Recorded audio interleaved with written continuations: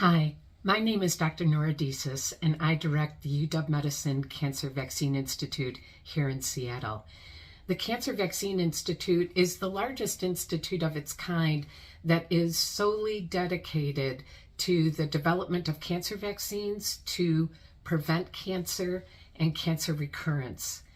We are so grateful to the Cancer Research Collaboration for the funding that they have given us on a brand new project that we've been working on over the last year to help us figure out how to make cancer vaccines work better. And this project is really focused on the gut microbiome and how the organisms in our gut impact the way that we may respond to cancer or in the development of autoimmune disease. A couple of years ago, we noticed when we were looking for immunogenic proteins to add to our cancer vaccines that we commonly found high levels of immune cells in the blood of patients without cancer that were specific for these cancer-associated proteins. So we began to ask the question, why is that? And when we looked at the type of immune cells these were, they were T cells. And what was unusual about them is they secreted substances to dampen the immune system. And in some people, they're found in quite high numbers in the blood. So we began to look at why would you have these T cells floating around in your body that kind of dampened your ability to attack things like viruses. When we looked very closely to the proteins that these T cells recognized, we found that the T cells not only recognized tumor antigens, they also recognized segments from bacteria in our gut microbiome that were highly homologous, almost identical to certain segments derived from these tumor-associated proteins. Now this makes sense. Of course, we would develop an immune response that would suppress inflammatory immunity in the gut to these microbes. They're foreign, but our body over time has developed tolerance to these microbes. And this is what those T cells are doing.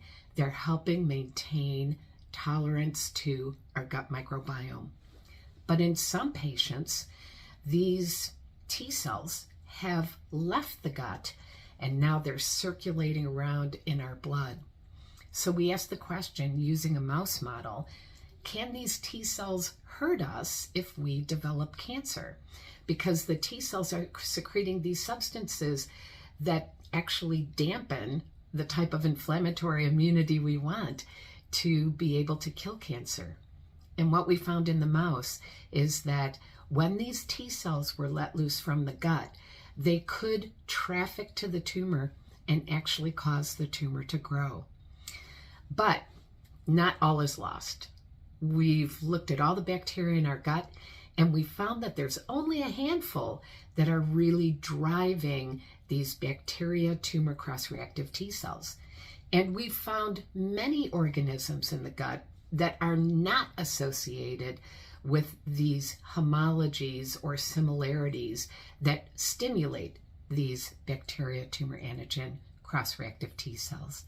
So we went back to our animal model and we made a precision probiotic and fed it to the mice and showed that we could make their immune response to a cancer vaccine increase tenfold just by taking that probiotic.